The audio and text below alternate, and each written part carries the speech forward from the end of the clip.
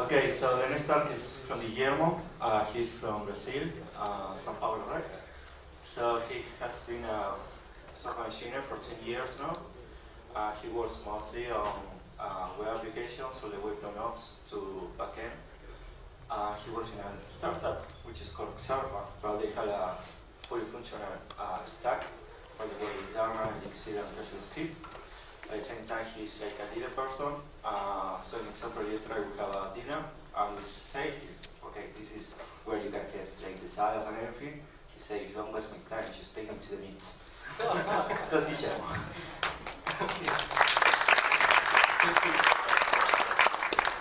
Hello everyone, hola a todos. I'm sorry, but I don't speak Spanish. I used to when I was really young, but because of lack of practice, I forgot everything. It's going to be in English. Okay, I'm going to talk about how to integrate Elixir and also Erlang with other languages. But I'd like to start by complimenting what I said about who am I. On the web, I'm Nirav. You can find me on Twitter, tweeting mostly about software development and political stuff in Brazil, because it's a mess. So, come from São Paulo.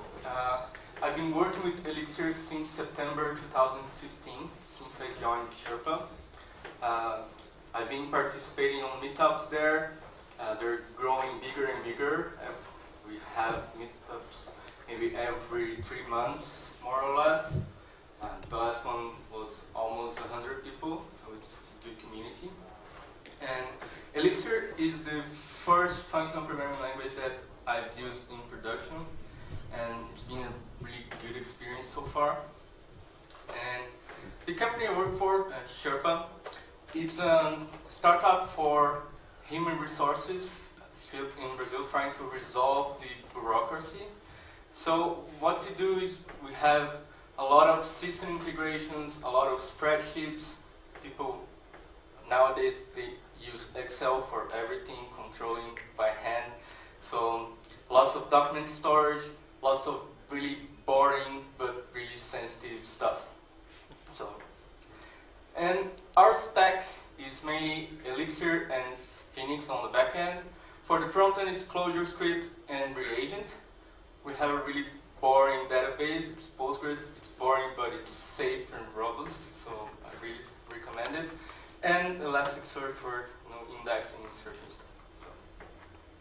And okay, this is just to give a start to getting to know what I was doing when I came with the problem that, well, we need to integrate with other languages. And the first thing is, why use other languages, right? Because we opted for Elixir because we wanted to experiment with functional programming. We had kind of experimented a little bit. I was the first engineering hired there. The CTO wanted functional programming to attract software developers because it's a really boring field. So he wanted to give a twist. He knows Valim from way before, so he wanted to support the language also. Well, anyway, so why integrate with other languages? First thing is use the right tool for the job. Yes. Erlang and Elixir are great. The Beam platform is great. It's great for concurrency, for distributed processing, for spawning processes, and keeping supervision free of that. But it's not great for everything. If you need to process huge files, do lots of string manipulation, mathematical computation, anything that's really heavy on the CPU, maybe Erlang is not really the tool for that, but maybe you still like to have the control and the guarantees of the Beam. The other thing is a much more mundane aspect, is maybe you don't have the time. We're a startup, there's 2 engineers working, so there's a limited amount of work you can put into everything, while at the same time you have to build a product and prove it. So if you can use your time more wisely, it's already there, some other language, why not? In our case, there were at first 2 features that we wanted to implement. One is image processing. Like I said, is HR. So the first really interesting feature that customers wanted to buy was the admission. So you're going to hire someone, you send him a link on our platform, and the user receives it and takes pictures of all the documents with a smartphone, and then we gather all of that and send to the accountant, make the contract. So when it comes there the first day, it's ready to work, so you don't have to waste the first day with bureaucracy. The other thing is, like I said, lots and lots of spreadsheets. So if you want to speed up the process of someone using the platform, we have to have some way of importing the spreadsheet that the person most likely already has, and put at least the basic data of all the employees into the platform. So I don't know about you, but when I'm going to implement something, the first thing I look if someone else has already done the work for me. So go to HacksPM, search for a library, and remember that was September 2015, so there weren't a lot of libraries out there. So then we look for outside, and luckily there are. For image processing, there's Graphics Magic and Image Magic. Both are in C, they're kind of competitors, have a bit of difference. And now in this new world that Microsoft is a cool company again, they released OpenXML. It's an open source library to manipulate Excel spreadsheets and all of the Office documents. It's an open standard, so they have it, this library, and it's in C#, because it's Microsoft. It's there on GitHub, and it's amazing. And then the question comes, now we know what is the best tool for the job, how do you integrate with that? And so, luckily, there are a lot of options to do that. I'm going to focus on two of the main ones, and the other ones just give a quick overview. And to start, there's Elixir and Erlang ports. Ports are actually an Erlang thing, and Elixir just wraps it nicely. But ports are the standard way to communicate with the other world outside of the bean. It's oriented by, communication oriented by standard in, standard out. So you communicate via pipes to programs that live in another operating system process. And each port in the bean is owned by an Erlang process. Only this process can talk to the port.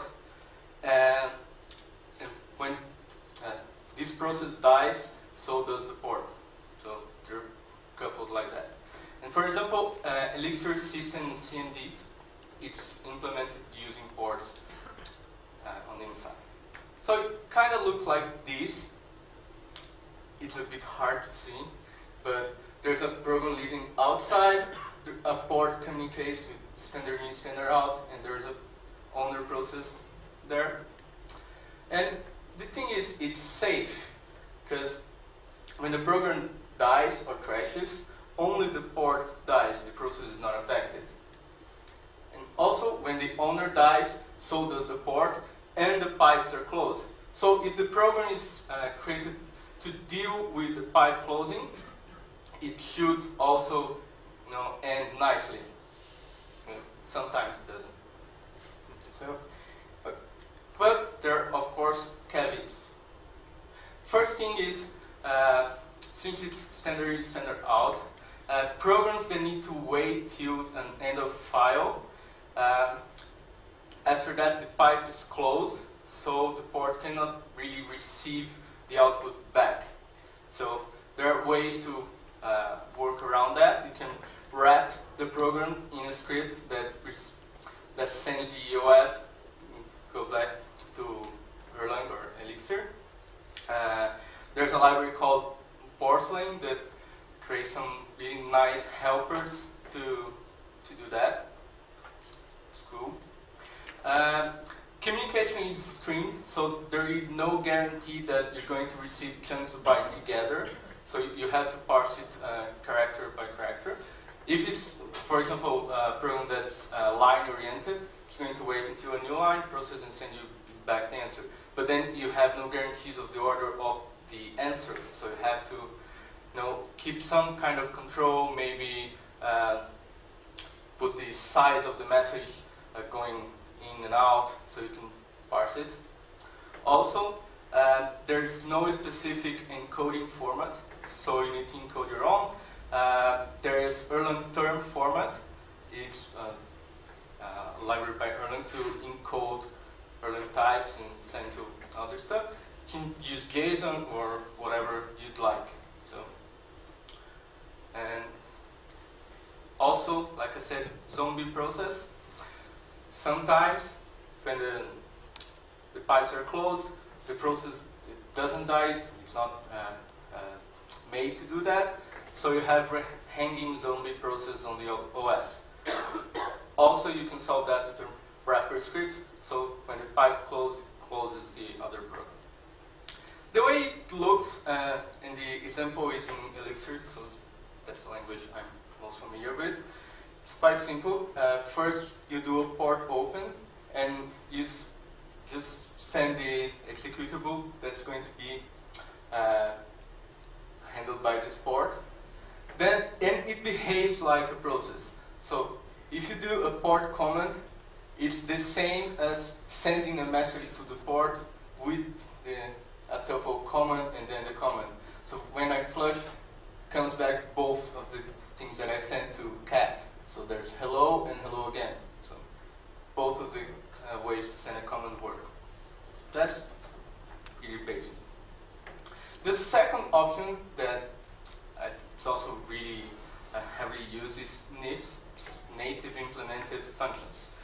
And those are a bit different in the way that you implement a functionality in C code or in some language that is compatible with C, and it's loaded as a shared library by the Erlang VM, by the bean. So in that way, the code is exposed as functions inside a model, Elixir Erlang model. So you don't have to send message to a process. You just call it like you would any other model there. And it's simpler than port in some aspects, because you don't have to communicate via SDL. You can use the native data types in your C code. There's a library in C that comes with Erlang that you're going to use in your C code. And of course, since you don't have this overhead of communicating, it's faster. So kind of works like this. You have the bean, you have the NIF there, but the NIF is executed as a direct extension of the VM. So this means it's not done in a safe environment. So for example, the bean doesn't have the same control to do stuff like preemptive scheduling. So if your NIF takes a really long time, you can lock the scheduler threads, and also cannot guarantee memory safety. If you go beyond your memory area, you can really mess stuff up. And if the NIF crashes, so does the whole thing. So it's dangerous. But don't be afraid, because although it's less safe, there are a lot of people using it.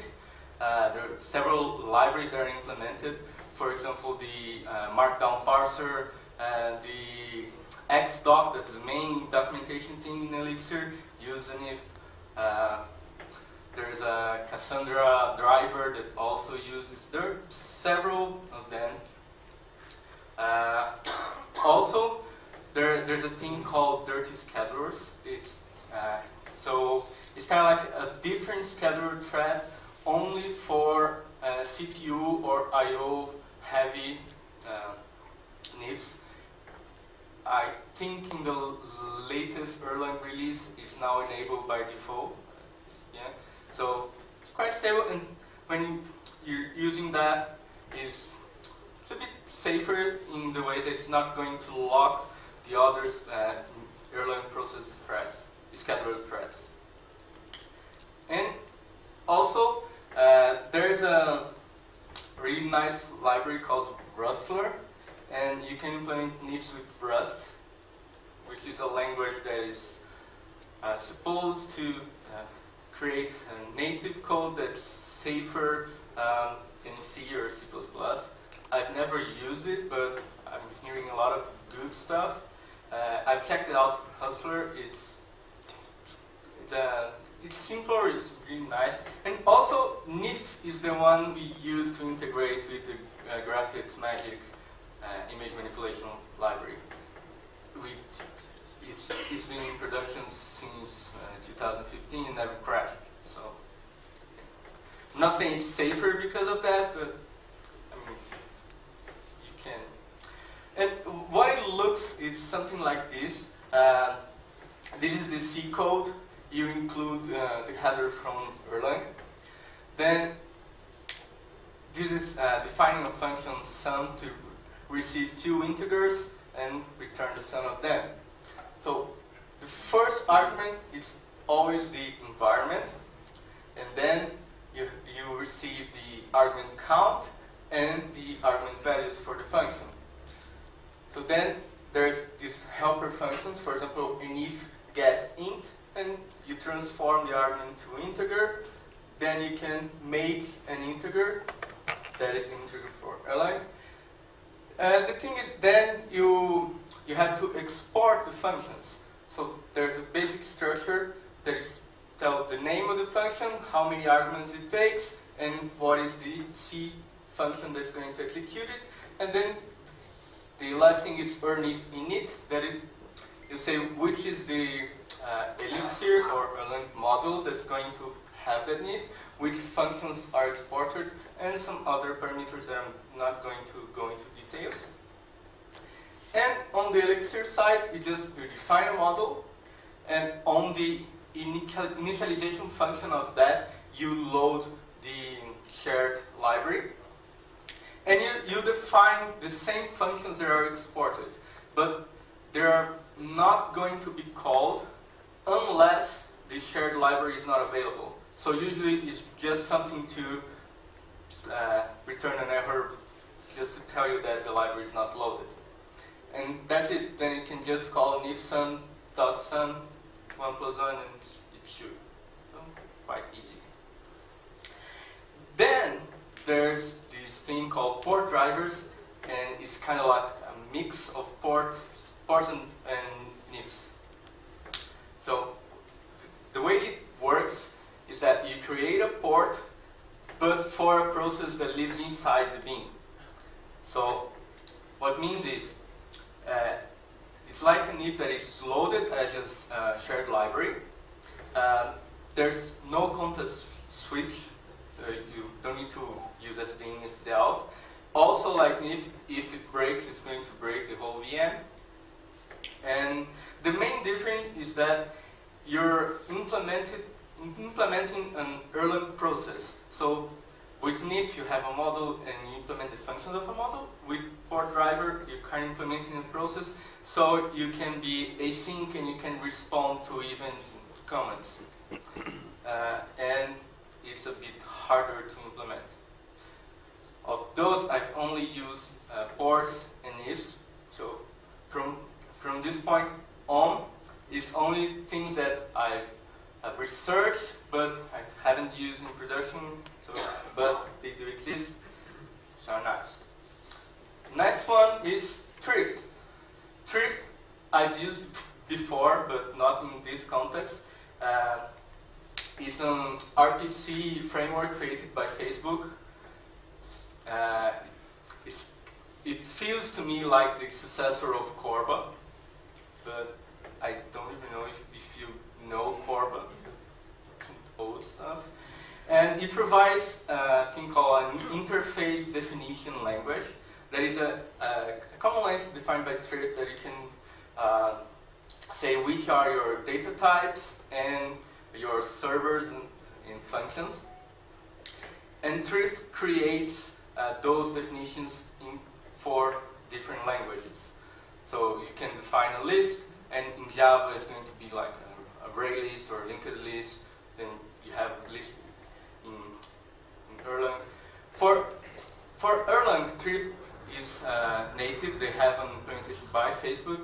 For Elixir, there's a Pinterest library called Riffled. It's quite good. The documentation is heavy. It's quite well maintained.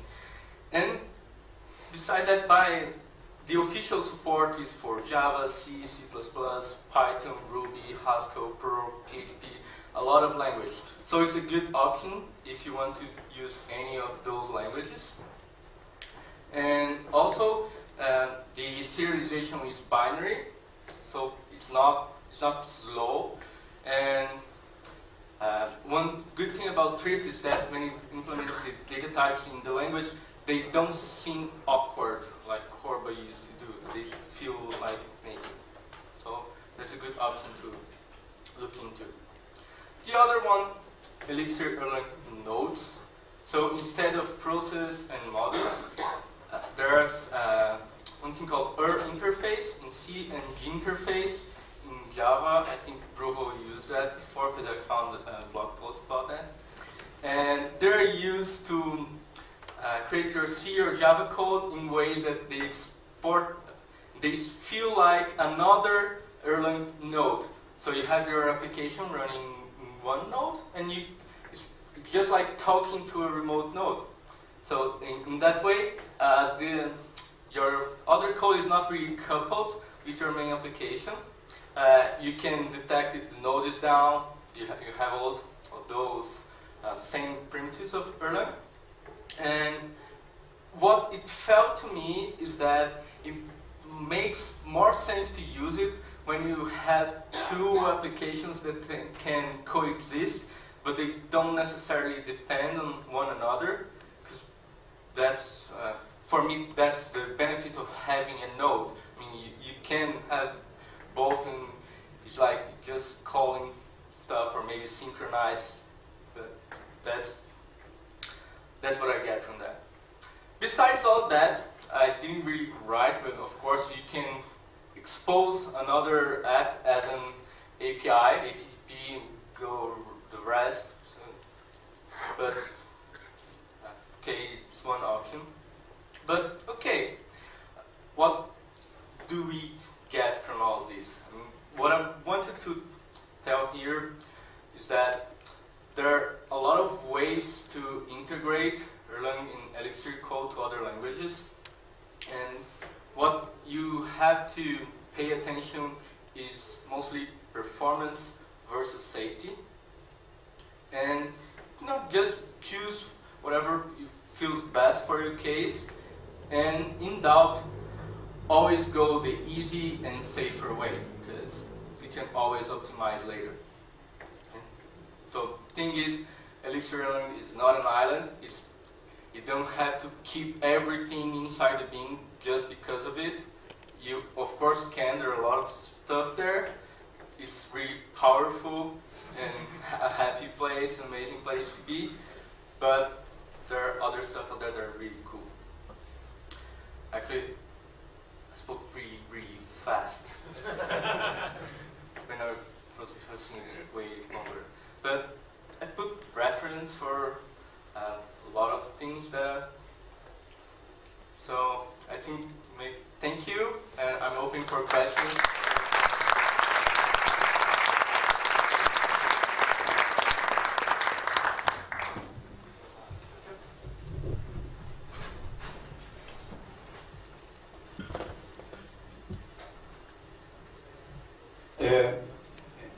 There are significant performance difference between using ports and IF was. Well, ports are way slower, mainly because of the communication and the way you need to serialize and code data back and forth. NIFs, for example, are way faster, but the thing is, before dirty scavengers, the recommendation was to keep computation in NIFs in less than a millisecond, so you didn't block the scavenger thread. Now with NIFs, you can, when you export a function in the C code, you tell if it's a CPU bounded one or IO bounded or both, and there are separate scheduler threads for that. But definitely, if you need to focus on performance, and keeping your object that's already in memory and not having to serialize, maybe write this, or because that takes a long time, you go the if or the port driver way. If that's not really your requirement, I would go the safer way.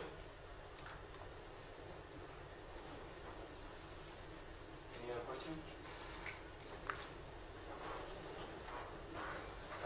Yeah, my question is, you talked at the beginning about what you did with images and what was the other one? Spreadsheets. So, which of all these alternatives you tried for each? For the image, we implemented an if, because Graphics Magic is a big library in C. So they also have binaries, but for us, since we received the image, upload the images in memory, it made more sense to just pass it to the library in C to cut, maybe scale the image and go back. For the spreadsheet case, actually we ended up going the other service way. We upload the spreadsheet to a different service that then sends us a JSON of that. A service like with REST? Yeah, it's REST. The client sends the spreadsheet directly to this other service that's written with Nancy. It's kind of like Sinatra for C#, because OpenXML is already in C#. It was easier to do it like that.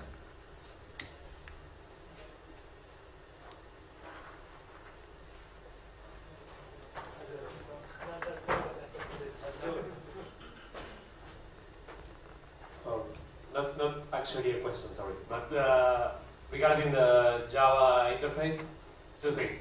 First, it's super intensive on converting Erlang terms into Java objects. That takes away every performance optimization you can have everywhere. That's the worst thing. And also, it's not a complete node. So there are things that you cannot do within the connection. If you check the code in GenServer module, you will see that there is a special way of calling a GenServer if it is in a Java node. Okay. So it's a solution only if what you're going to do in Java requires small chunks of communication, and it does a lot of things that you cannot do, like super heavy things. Otherwise, it's not working. Yes, so it's kind of what I got the feel, just maybe some calls to sync stuff between different applications. Cool. More questions? Okay, then thank you again.